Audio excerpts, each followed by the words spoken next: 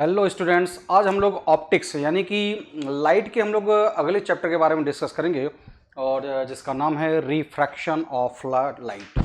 तो पहला चैप्टर हम लोगों ने देखा था क्या, रिफ्लेक्शन ऑफ लाइट, और यहाँ पर अब है रिफ्रैक्शन ऑफ लाइट। आपको हम बता दें कि यहाँ पर रिफ्रैक्शन का जो प्रोसेस होगा बालक, वो दो तरीके के सरफेस से होगा।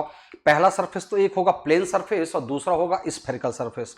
यानी कि रिफ्रैक्शन लाइट का प्लेन सरफेस से और स्फेरिकल सरफेस दोनों से होगा। तो स्फेरिकल सरफेस का जो प्रोसेस होता है उसे हम लोग कहते हैं lens, that is a lens. तो first of all we are discuss about the refraction of light through the plane surface. तो प्लेन सरफेस से क्या होता है? अच्छा, सबसे पहले हम जानते हैं कि व्हाट इज द रिफ्रैक्शन। ये रिफ्रैक्शन होता क्या है, किसे हम लोग कहते हैं?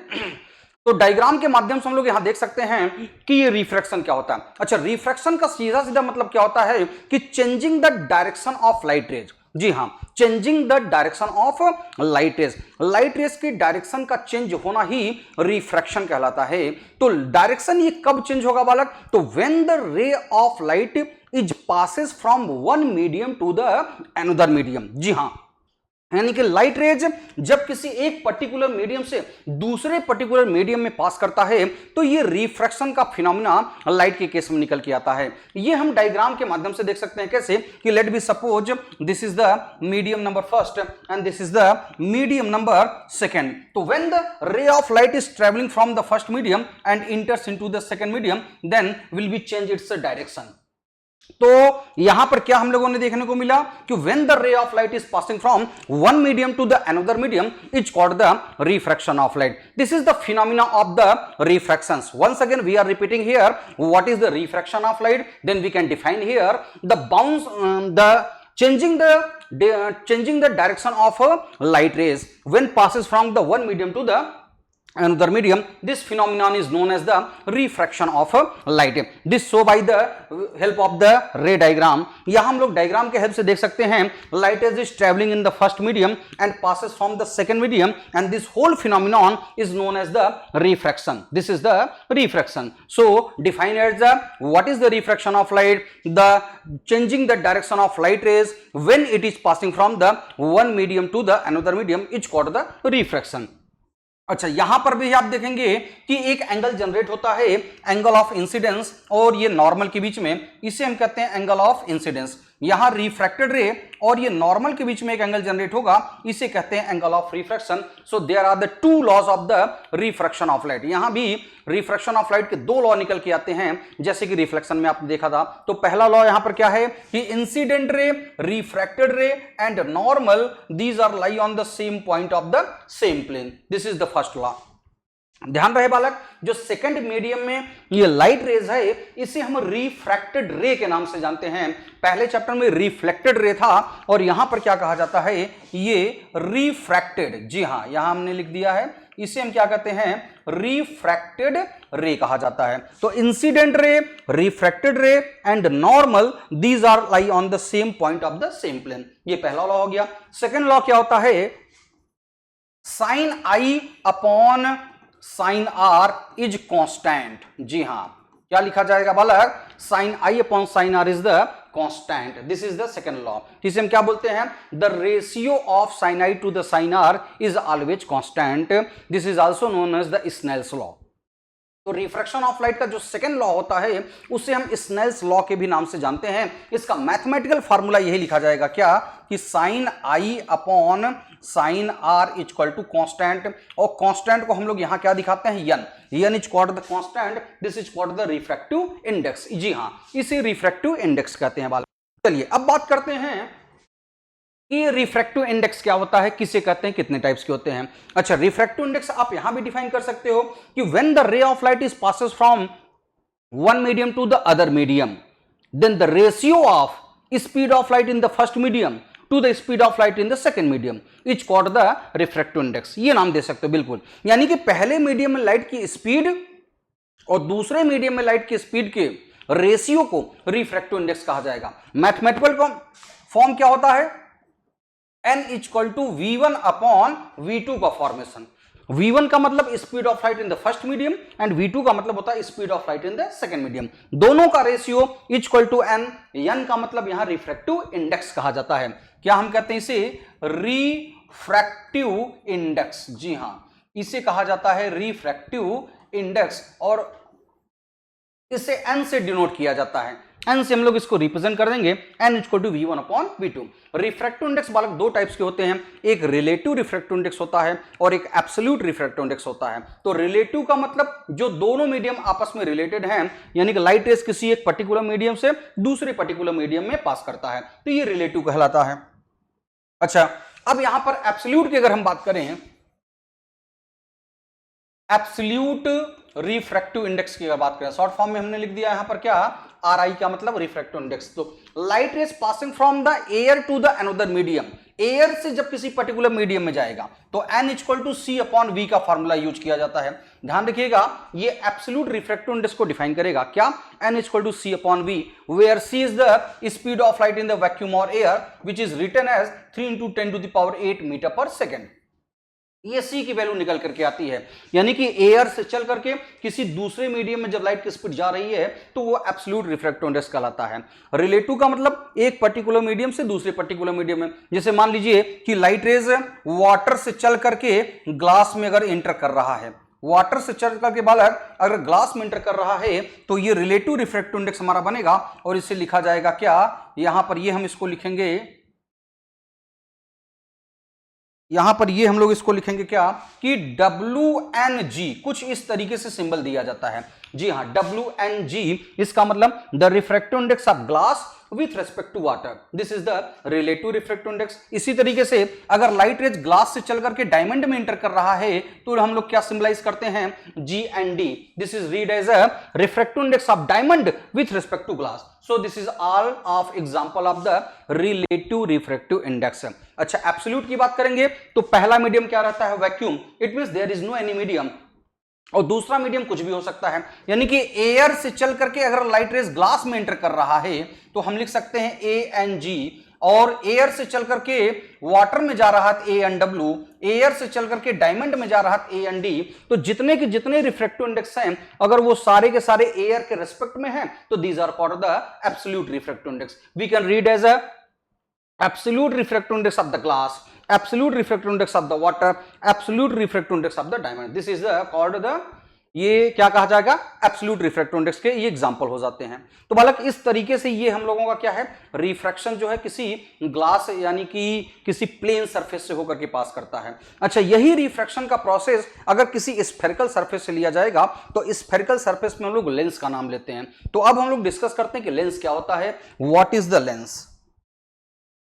तो लेंस की यहां पर अगर हम लोग बात करें कि what is the lens, lens हम लोग किससे कहते हैं, तो a spherical surface which is refracted of the light rays, that is called the lens, ये भी कह सकते हैं, या कि a transparent medium which is bounded by 2 और at least 1 spherical surface is called the lens. एक ऐसा ट्रांसपेरेंट मीडियम बालक जो कि दो या कम से कम एक स्फेरिकल सरफेस से बाउंडेड हो, यानी कि आप देख सकते हैं कि ये भी स्फेरिकल है और ये भी स्फेरिकल है और दोनों के दोनों मीडियम कैसे हैं, ट्रांसपेरेंट हैं। तो ट्रांसपेरेंट मीडियम बाउंडेड बाय 2 और एटलीस्ट 1, दो या कम से कम एक सरफेस स्फेरिकल होना ही चाहिए। अच्छा, अगर एक सरफेस स्फेरिकल होगा बालक तो ऐसे में दूसरा कैसा होना चाहिए, फिर ये प्लेन सरफेस बन जाएगा, तो इसे हम क्या बोलते हैं, लेंस कहते हैं। अच्छा, इसमें इस तरीके से भी स्फेरिकल हो सकता है इनवर्ड साइड में, यहां से ये भी हो सकता है इनवर्ड साइड में, तो ये भी क्या हो गया, लेंस का एक टाइप हो गया।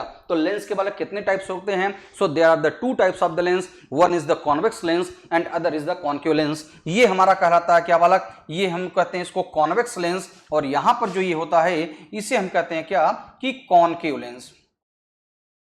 कॉन्वेक्स और कॉन्केव दो तरीके से होते हैं। जिस तरीके से मिरर में आपने इमेज का फॉर्मेशन देखा था उसी तरीके से यहां पर भी ये लेंस में भी इमेज के कुछ फॉर्मेशंस बताए गए हैं। तो हम लोग थोड़ा सा देखते हैं इमेज का formation through the convex lens. Convex lens से इमेज का फॉर्मेशन हमारा कैसे होता है, तो पहले पोजीशन पर सबसे पहले जान जाते हैं कि क्या क्या चीजें यहां पर पॉइंट आउट होकर के आती हैं।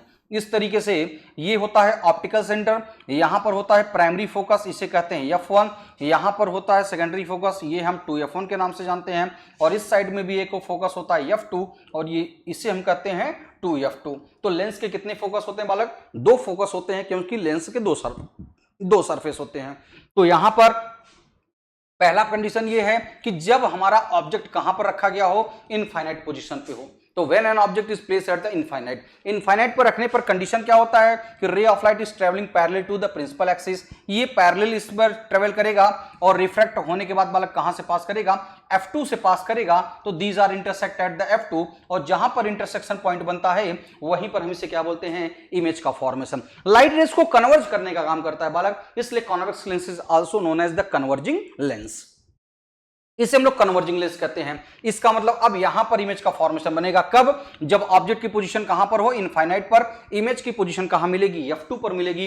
What is the nature of this image, this is the real and inverted and in size highly diminished. जी हां, बहुत ही छोटा यानी कि पॉइंट साइज का ये इमेज बनता है। दूसरे नंबर पर अगर हम बात करेंगे कि दूसरा इमेज कहां बनेगा, तो दूसरा पोजीशन वाला क्या होता है कि when the object is placed beyond 2F2, यानी कि 2F2 के जब पीछे आप रखते हो तब। तो 2F2 के पीछे रखने का मतलब क्या हो गया, यहां पर आपने F1, यहां पर ये आपने 2F1, ये होगा आपका क्या 2F1 के पीछे, यानी कि जब इमेज की ऑब्जेक्ट की पोजीशन कहां पर होगी, बियॉन्ड 2F1, यहां मिलेगा क्या F2, और ये होता है आपका 2F2।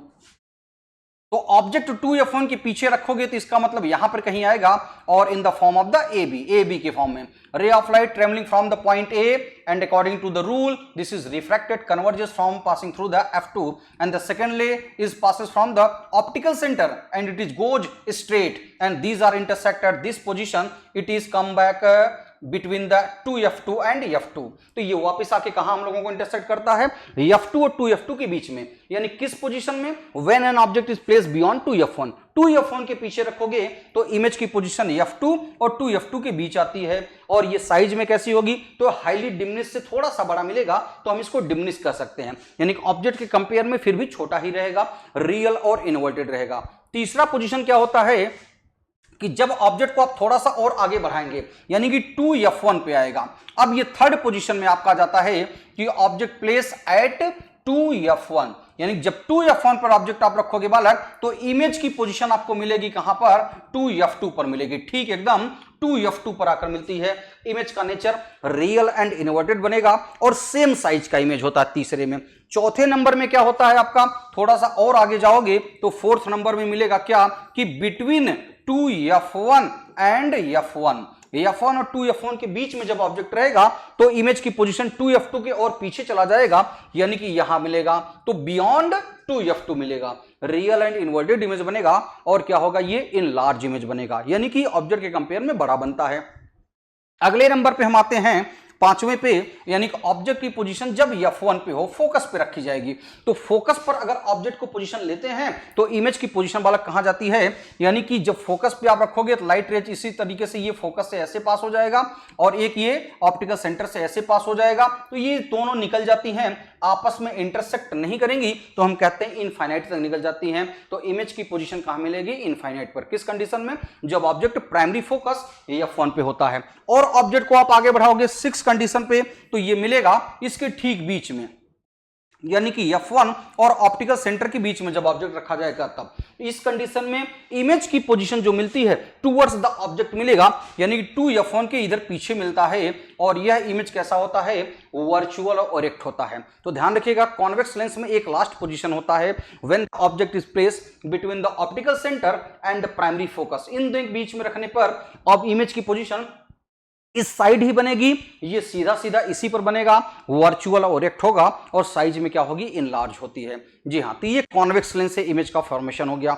इसी तरीके से कॉन्केव भी बनता है बालक। तो कॉन्केव में जो बनता है आपका, ये कॉन्केव में भी क्या होता है कि पहला कंडीशन तो मान लो वही, object place at the infinity, तो इमेज की पोजीशन कहां मिलेगा, फोकस पे बनेगा। कॉन्केव लेंस हमारा वर्चुअल और इरेक्ट इमेज का फॉर्मेशन हमेशा करता है, और साइज इसकी क्या होती है, हमेशा डिमिनिश्ड बनेगी। ठीक है, तो ये दोनों तरीके से इमेज का फॉर्मेशन कॉन्वेक्स और कॉन्केव में होता है। अच्छा, इसमें अब आपको लीनियर मैग्निफिकेशन का एक टॉपिक और मिलेगा, जिसे हम लोग जैसे पहले चैप्टर में हम लोगों ने डिस्कस किया था, उसी तरीके से यहां पर भी है तो ये लीनियर मैग्निफिकेशन का मतलब m से ही दिखाया जाता है हम लोगों को, और फॉर्मूला I/O के फॉर्म मिलेगा और इधर V/U मिलेगा। This is called the magnification. क्या कहते हैं कि the ratio of size of image to the size of object is called the magnification. यानी कि इस तरीके से भी लिख सकते हैं m equal to HI/HO that's equal to V/U।